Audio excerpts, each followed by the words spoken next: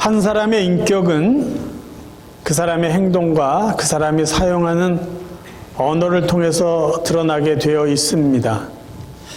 그렇다면 한 사람의 믿음은 그 사람의 행동을 통해서 보여질까요? 보여지지 않을까요? 한 사람의 믿음은 그 사람의 언어를 통해서 다른 사람에게 들려질까요? 들려지지 않을까요? 저는 오늘 눈에 보이는 믿음, 귀에 들리는 믿음에 대해서 여러분과 함께 생각해 보려고 합니다. 분명히 사람들의 믿음은 다른 사람의 눈에 보이게 되어 있습니다. 믿음은 눈에 보입니다.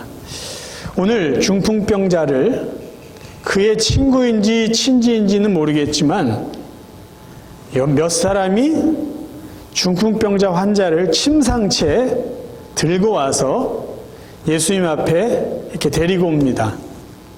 그때 예수님은 그 사람들의 믿음을 보시고 그 중풍병자를 고쳐주세요. 오늘 우리가 읽은 본문인데요. 제가 다시 한번 읽겠습니다. 예수께서 배에 오르사 건너가 본 동네에 이르시니 침상에 누운 중풍병자를 사람들이 데리고 오거늘 예수께서 그들의 믿음을 보시고 중풍병자에게 이르시되 작은 자야 안심하라 내 죄사함을 받았느니라. 여기 본 동네라는 것은 예수님의 고향 가버나움을 의미합니다. 예수님께서 배를 타고 고향 가버나움으로 가셨는데 사람들이 중풍병자를 침상에 누인 채로 데리고 와서 예수님에게 고쳐달라고 하죠. 예수님은 그의 병을 먼저 고쳐주시기 전에 죄 용서를 해주시고 그 다음에 병을 고쳐주십니다. 그 이유는 예수님에게 죄 사함의 권세가 있는 것을 먼저 확인시켜 주시기 위해서라고 예수님은 설명을 해주고 계십니다. 근데 여기서 우리가 이제 보고자 하는 관점은 예수님이 어떻게 이 중풍병자를 고쳐주셨냐 하는 거죠. 그들의 믿음을 보시고 고쳐주셨다는 거예요. 분명히 그 사람들에게는 믿음이 있었어요. 그 믿음을 예수님은 보셨습니다. 어떤 믿음이었을까요? 이 아픈 사람이 중풍병자에 걸린 이 친구인지 친지인지 누군지 몰라도 이 사람을 예수님에게 데려가면은 저분은 이 아픈 사람을, 이 병자를 고쳐주실 거다라는 믿음이 있었어요. 만약에 이 사람들, 그들이 마음속으로만 야, 예수님이라는 사람은 참 병을 고칠 수 있는 사람이야, 능력 있는 사람이야 라고 생각만 했다면 이 중풍병자는 예수님을 통해서 병 낫기 어려웠을 거예요. 근데 분명히 그들은 그 환자를 예수님께 데려가는 믿음이 있었기 때문에 예수님은 그들의 믿음을 보시고 이 중풍병자를 고쳐주실 수 있었습니다. 여기서 중요한 게 하나 더 있어요. 뭐냐 하면 나에게 믿음이 없어도 다른 사람의 믿음 때문에 내가 은혜 받을 수도 있다는 것이에요. 그렇죠? 내 믿음이 없어도 누군가의 믿음 때문에 나는 하나님으로부터 은혜를 받을 수 있다는 중요한 이 포인트가 있습니다.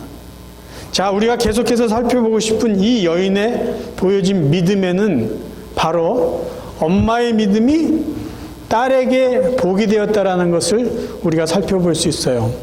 마태복음 15장 22절입니다. 가나안 여자 하나가 그 지경에서 나와서 소리질러 이르되 주 다윗의 자손이여 나를 불쌍히 여기소서 내 딸이 흉악하게 귀신 들렸나이다 하되 28절 이에 예수께서 대답하여 이르시되 여자여 내 믿음이 크도다 내 소원대로 되리라 하시니 그때로부터 그의 딸이 나으니라. 어머니의 보여진 믿음이에요. 가나안 여인이 이 가나안이라는 이름을 밝힌 이유는 무엇일까요? 유대인들이 모인 곳에 이방 사람, 그것도 여자가 가까이 와서 소리를 일렀다는 것은 대단한 용기입니다. 그런데 이 어머니는 용기보다 먼저 믿음이 있었던 것이에요. 예수님을 만나면 귀신이 들려서 힘들어하고 있는 내 딸이 온전해질 것이다라는 믿음이에요. 소리를 지릅니다. 예수님께 나아와 소리 질러 예수님께 은혜를 구하죠. 예수님이 말씀하세요. 내 믿음이 크도다. 딸은 거기까지 올 수 없었어요. 귀신이 들렸기 때문이에요.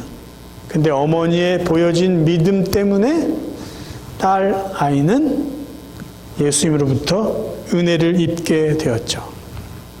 자, 예수님은 믿음을 보셨어요. 그리고 그 믿음의 수준대로 은혜를 베풀어 주십니다. 구약 성경에는 보여진 믿음의 또 다른 예가 하나 더 있습니다. 이삭에게 보여진 믿음이에요. 먼저 본문을 읽어드릴게요. 창세기 26장 26절부터 읽습니다. 아비멜렉이 그 친구 아후삿과 군대 장관 비골과 더불어 그랄에서부터 이삭에게로 온지라. 이삭이 그들에게 이르되 너희가 나를 미워하여 나에게 너희를 떠나게 하였거늘 어찌하여 내게 왔느냐. 그들이 이르되 여호와께서 너와 함께 계심을 우리가 분명히 보았으므로 우리의 사이 곧 우리와 너 사이에 맹세하여 너와 계약을 맺으리라 말하였노라. 너는 우리를 해하지 말라. 이는 우리가 너를 범하지 아니하고 선한 일만 내게 행하여 내가 평안히 가게 하였음이니라. 이제 너는 여호와께 복을 받는 자니라. 본문의 배경이 이렇습니다. 이삭이 가나안 지역에서 사는데 가뭄이 일어나요. 그래서 애굽으로 가려다가 하나님이 그랄 지역에 있어라 그렇게 말씀하신 소리를 듣고 그랄 지역에 머무는데 그랄 지역도 역시 가뭄이 있었습니다. 그런데 하나님이 이삭을 축복하셔서 그 가뭄이 있는 그 땅에서 농사를 지었는데 100배의 결실을 맺어요. 그리고 이삭이 소와 양과 염소, 가축을 키우기 위해서 우물을 파는데 팔 때마다 우물에서 물이 막 쏟아져 나오는 거예요. 그러니까 그랄 지역에 사는 사람들이 저 사람은 누군데 우리 동네 와가지고 농사도 잘 짓고 가축도 잘 키우냐 시기를 해서 이삭이 판 우물을 다 흙으로 메워요. 이삭이 또 우물을 파면 또 가서 흙으로 메우고 결국은 아비멜렉이 왕을 통해서 이삭을 그 지역에서 쫓아냅니다. 그리고 시간이 얼마 지났는데 아비멜렉이 자기 친구하고 군대 장관을 데리고 이삭을 찾아온 거예요. 그래서 이렇게 이야기를 해요. 우리랑 계약을 맺자. 동맹을 맺자. 우리랑 친하게 지내자. 그러니까 이삭이 한마디 하죠. 아니 언제는 나 밉다고 쫓아내놓고 이제 와가지고 이렇게 친한 척 하느냐. 그때 아비멜렉은 그랄 지역의 부족 왕입니다. 아비멜렉이 이삭에게 이렇게 이야기하는 거예요. 28절 여호와께서 너와 함께 계심을 우리가 분명히 보았으므로. 이 사람들이요 이삭을 통해서 이 사람이 하나님과 함께 있는 함께 살아가는 하나님께 복을 받는 믿음의 사람이라는 걸 보았어요. 그러면 그들이 본 이삭의 믿음은 어떤 모습이었을까요? 양보하는 거였어요.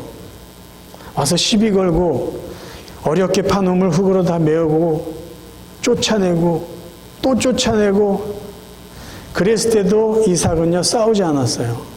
양보했어요. 그런데 놀라운 것은 그렇게 양보하고 이리저리 옮겨 다녔는데도 하나님은 그 이삭을 계속 축복해 주는 거를 사람들이 본 거예요. 와, 저 사람 보통 사람이 아니구나. 하나님이 저 사람을 사랑하시는구나. 저 사람을 축복해 주시구나. 그래서 결국 이 사람들이 이삭하고 친해지려고 왔다라는 것이죠.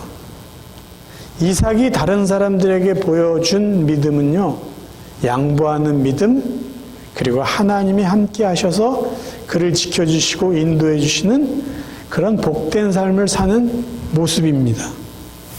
그것이 결국 다른 사람들에게 영적인 갈증을 느끼게 하고 하나님을 알고 싶어하는 어떤 매력이 될 수 있었다라는 것이죠. 중요한 것은요, 성도들의 믿음은 사람들에게 보여진다라는 거예요. 보여진다.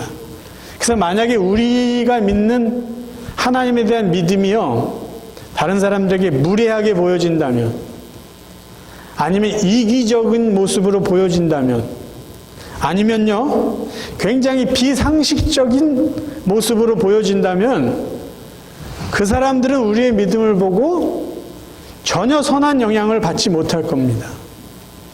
야, 어떻게 사람이 하나님을 믿는다는 사람이 저렇게 비상식적으로, 저렇게 무리하게, 저렇게 이기적으로 살 수 있을까? 그렇게 생각할 거예요. 그럼 하나님께도 영광이 되지 않을 것이에요.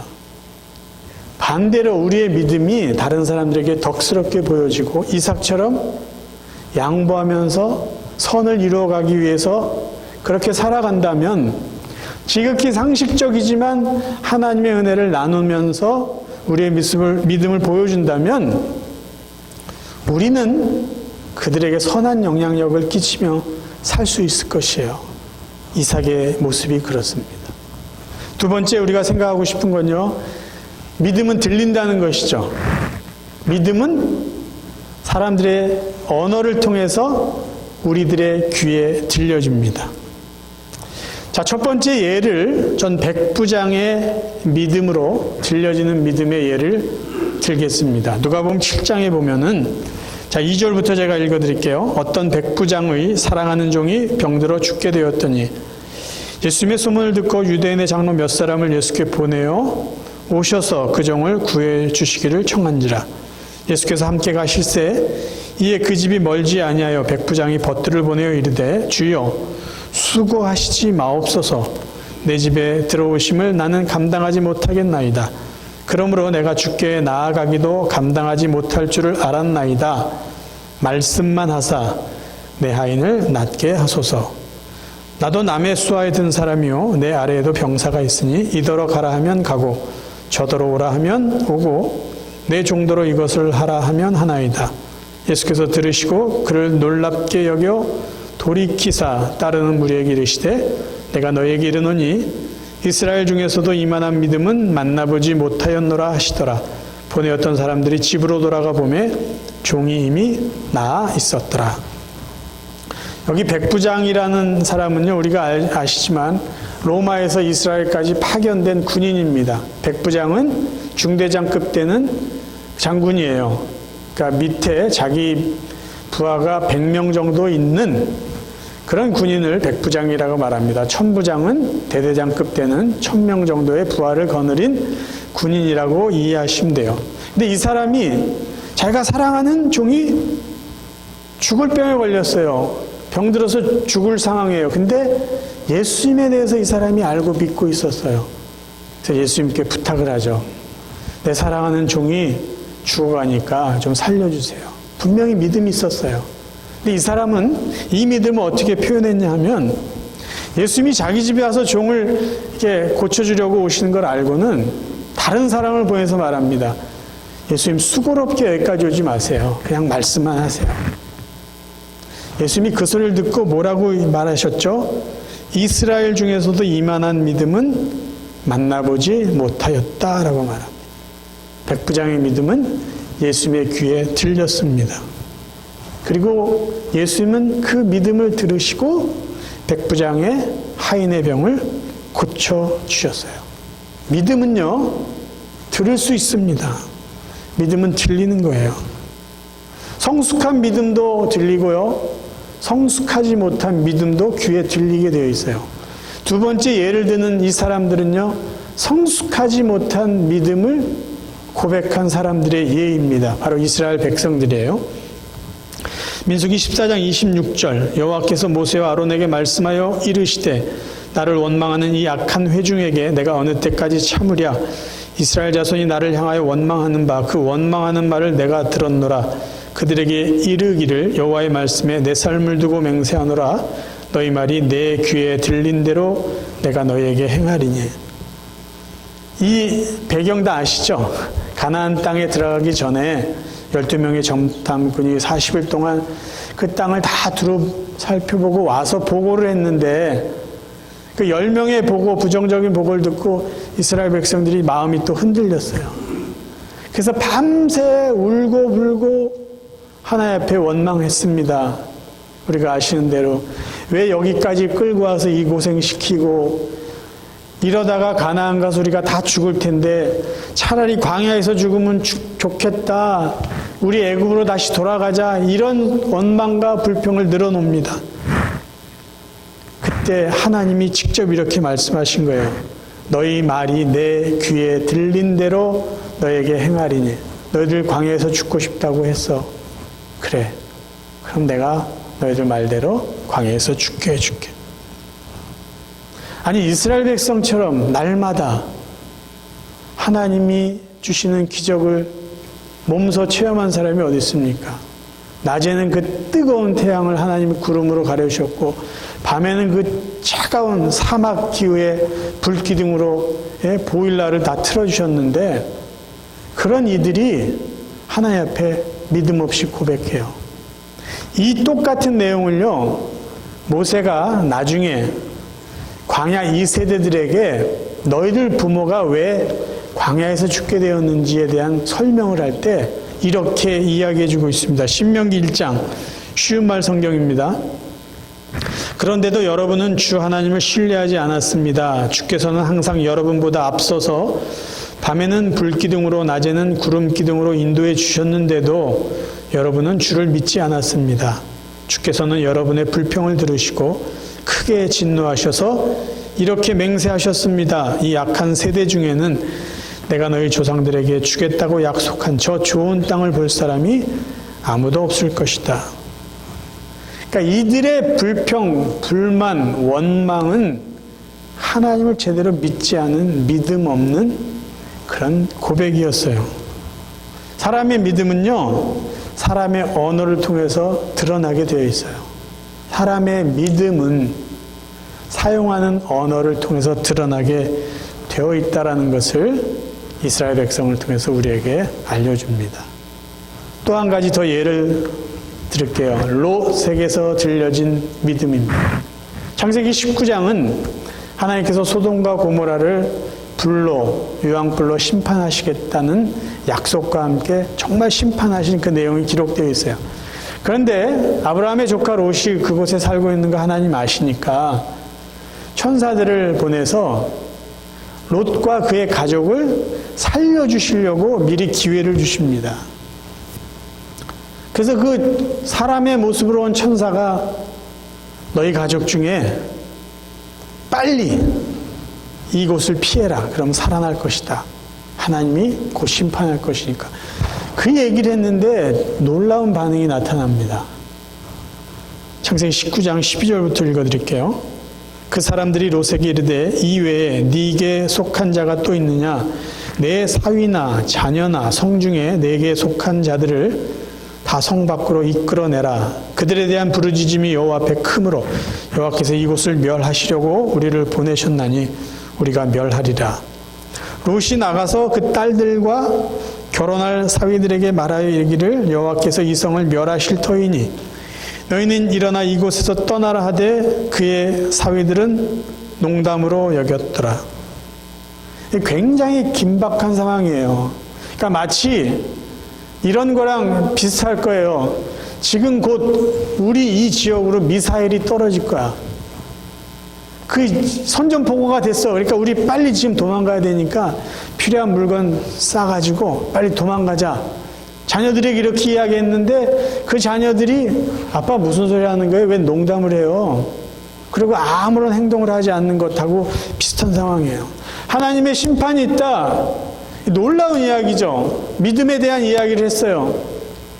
근데 롯의 사위들은요, 그 말을 농담으로 여겼어요. 그렇다면은 그동안 롯이 자기 딸들과 결혼할 사위들에게 들려졌던 믿음은 어떤 믿음이었을까요?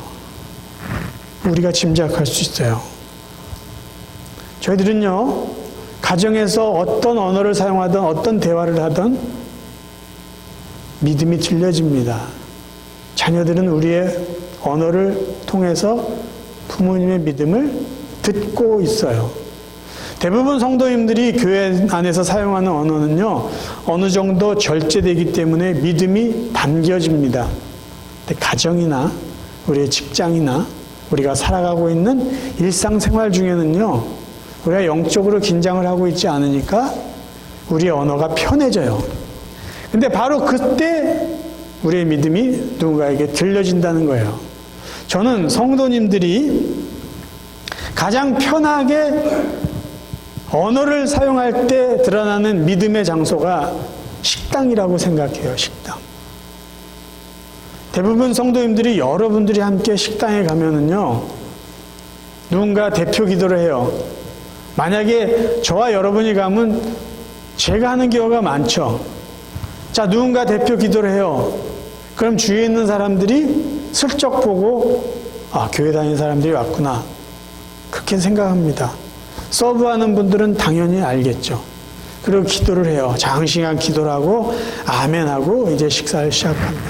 그런데 만약 그 자리에서 서브하는 그분들에게 그 자리에 기도하고 식사를 시작하는 성도들이 굉장히 무례한 태도로 그 사람들에게 무엇을 요구하고 그렇게 말을 한다면, 그리고 식사 자리에서 누군가를 욕하고 어떤 교회를 비방하고 뭐 그런 이야기를 한다면, 그리고 저속한 농담들을 하고 있다면,